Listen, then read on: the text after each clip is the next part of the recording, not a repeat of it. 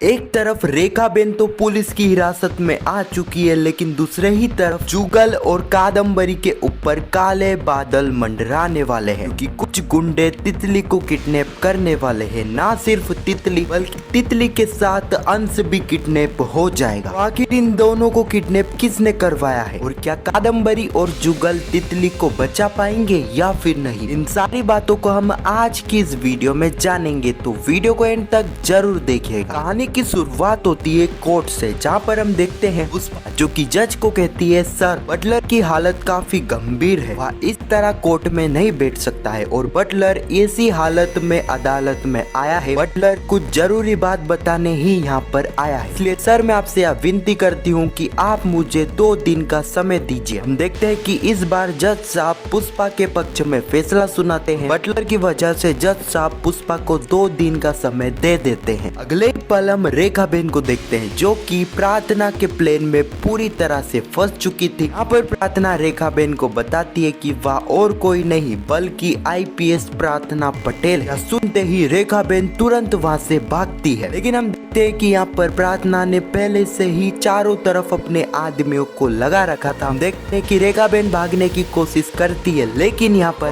भाग नहीं पाती है और प्रार्थना रेखाबेन को अरेस्ट कर लेती है। इन सारी बात की जानकारी एक आदमी कादम्बरी को दे देता है। कादम्बरी को जैसे ही यह पता चलता है तो कादम्बरी के पैरों तले जमीन खिसक जाती है। कादम्बरी घबरा जाती है। कादम्बरी को यह डर था रेखाबेन ने गलती से भी अपना मुंह खोल दिया तो उसका सच सबके सामने आ जाएगा, उसके बाद उसे कोई भी नहीं बचा पाएगा। अगले ही सीन में हम कादम्बरी को देखते हैं जो कि अपने आदमियों को डांटती है और कहती है तुम उस औरत को पकड़ नहीं पाए, तुम्हारी लापरवाही की वजह से रेखाबेन को पुलिस ने अरेस्ट कर लिया है, तुम्हें ही रेखाबेन को पुलिस के चंगुल से छुड़ाना होगा। अगले ही पल हम पुष्पा को देखते हैं जो कि बटलर से मिलने के लिए हॉस्पिटल आई थी। अभी हम देखते हैं कि बटलर की बस्ती वाले लोग वहाँ पर आते हैं। ये वही लोग थे जो कि पहले पुष्पा के खिलाफ थे, तक कि इन्होंने ही पुष्पा के ऊपर हमला करा था। लेकिन हम देखते हैं कि उन्हें इस वक्त तक अपनी गलतियों का एहसास हो चुका था, इसलिए वह पुष्पा से माफी मांगते हैं और कहते हैं पुष्पा जी अब हमें हमारी गलती का एहसास हो चुका है, अब हम आपकी मदद करेंगे, आप जो बोलोगी हम वो करेंगे। अगले पल हम प्रार्थना को देखते हैं जो कि रेखाबेन को काफी टॉर्चर करती है और रेखाबेन से पूछती है आखिर कौन है इन सारी साजिशों के पीछे, तुम्हारा पोस्ट तो अरेस्ट हो चुका है, कब से तुम उनके लिए काम कर रही थी। देखते हैं रेखाबेन जो कि कहती है मैडम मुझे और कुछ नहीं पता है, मुझे जो पता था वह मैंने आपको बता दिया है। अभी हम देखते हैं कि प्रार्थना वहाँ से चली जाती है। अभी हम एक महिला कांस्टेबल को देखते हैं जो कि कादम्बरी की बात रेखाबेन से करवाती है। रेखाबेन कहते हैं कादम्बरी जी मुझे बचा लीजिए वरना यह लोग मुझे मार देंगे। कादम्बरी कहती है रेखाबेन अगर तुमने अपना मुंह खोला तो मैं तुम्हें मार दूंगी, तुम्हें जेल से छुड़वाने की कुछ न कुछ जुगाड़ कर रही हूँ, लेकिन जब तक अपना मुंह बंद रखना। अभी हम देखते हैं कि जुगल कादम्बरी की ये सारी ही बातें सुन लेता है और कहता है हाँ जी ये तुम किससे बात कर रही थी। जैसा कि मैंने आपको पिछली वीडियो में बताया था कि यहाँ पर कादम्बरी बहाना बनाने वाली है और होता भी कुछ ऐसा है। कादम्बरी यहाँ पर बहाना बना लेती है जिससे जुगल को कादम्बरी के ऊपर शक भी नहीं होता है। अभी हम जुगल को देखते हैं जो कि कादम्बरी को कहता है कांची जो मैं बात बताने के लिए आया था वह बात बताना तो मैं तुम्हें भूल ही गया। मुंबई से पुष्पा का कॉल आया था, राशि का रिश्ता फिक्स हो चुका है, जल्द ही राशि की शादी है, हमें पुष्पा ने हम तीनों को मुंबई बुलाया है। लेकिन हम देखते हैं कि मुंबई का नाम सुनते ही कादम्बरी का मुंह उतर जाता है। कहता है कांची मुझे तो लगा था कि तुम मुंबई का नाम सुनकर खुश हो जाओगी। कादम्बरी यहाँ पर किसी तरह बहाना बनाती है क्योंकि यहाँ पर कादम्बरी को मुंबई नहीं जाना। लेकिन हम देखते हैं कि जुगल कादम्बरी की बात नहीं मानता है, मतलब यहाँ पर कादम्बरी जुगल और तितली फिर से मुंबई बापुदरा चोल में आने वाले हैं। लेकिन हम यहाँ पर देखेंगे कि तितली पहले ही मुंबई पहुँच जाएगी। जी हाँ आने वाले एपिसोड में हम देखेंगे तितली जो कि बस से सीधे मुंबई पहुँच जाएगी। ये सारी ही रोशन की प्लानिंग थी। रोशन और अंश